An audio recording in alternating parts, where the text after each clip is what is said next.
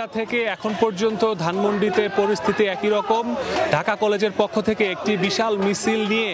এই ধানমন্ডি ৩২ নম্বরের যে প্রধান ফটক, সেই ফটকের সামনে এসে জড়ো হয় এবং পুলিশের পক্ষ থেকে তাদের বাধা দেওয়া হয়। যখন তাদের বাধা দেওয়া হয় তখন থেকেই তারা এভাবেই স্লোগানে পুরো ধানমন্ডি এলাকা মুখরিত করে রেখেছেন এবং বারবারও পুলিশের ঊর্ধ্বতন কর্মকর্তা যারা আছেন এখানে তাদের সাথে নেগোসিয়েশনের কথা চেষ্টা করছেন এবং তাদের ভেতরে বুলডোজার নিয়ে প্রবেশের জন্য যে অনুমতি সেটি নেওয়ার জন্য তারা বারবারও চেষ্টা করেছেন। এখানে আছেন রমনা বিভাগের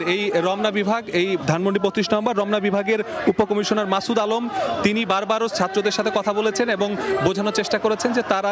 আসলে ভেতরে প্রবেশ করতে দেওয়ার কোনো অনুমতি এখন পর্যন্ত তারা পাননি। তারা ঊর্ধ্বতন কর্মকর্তাদের সাথে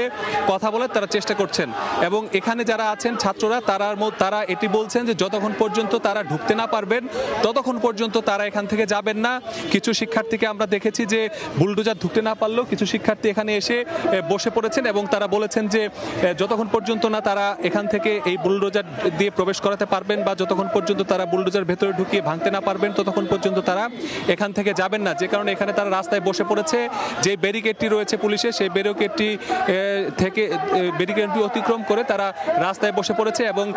ব্যারিকেডের এক পাশে কিছু শিক্ষার্থী আছে এবং বেশিরভাগ শিক্ষার্থী ব্যারিকেডের বাইরে আছে এবং এখানে যে প্রবেশ পথটি রয়েছে সেটি পুলিশের একটি সাজোয়া যান দিয়ে তারা ঘিরে রেখেছে এবং এই সাজোয়া যানটি তারা এখান থেকে সরাবে না এবং এটি তারা বলছে যে যেহেতু এখন পর্যন্ত তাদের ভেতরে প্রবেশের কোনো অনুমতি নাই সে কারণে তারা এখন পর্যন্ত এখানে অবস্থানে রয়েছেন এবং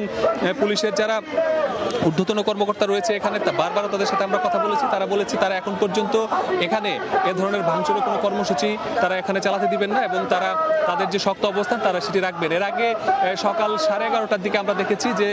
ঢাকা কলেজ থেকে তাদের যে মিছিলটি সেটি নিয়ে তারা ঢাকা কলেজ থেকে রওনা হয় এবং রওনা করে স্লোগানে দুটি বুলডোজার নিয়ে সাথে রিক্সা সহ বিভিন্নভাবে অনেকে পায়ে হেঁটে স্লোগান দিতে তারা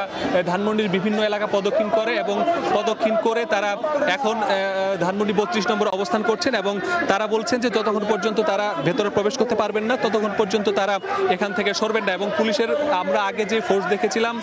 এখন দেখছি যে সময় যত আগাচ্ছে তারাও তাদের যে সদস্য সংখ্যা সেটি বাড়িয়ে এবং শক্ত অবস্থানে তারা আছেন এবং যে ছাত্ররা আছে তারাও মিছিলে তাদের যে দাবি দাওয়াগুলো রয়েছে কেন তারা এখানে এসেছেন বা কেনই তারা এই ধানমন্ডি ৩২ নম্বর ভাঙতে চান সেই বিষয়টি তারা বারবারও বলার চেষ্টা করেছেন। এই যে তাদের যে এই পরিস্থিতি এবং একটি উত্তেজনাকর পরিস্থিতি এখানে বিরাজ করছে এবং দুই পক্ষ শক্ত অবস্থানে আছে।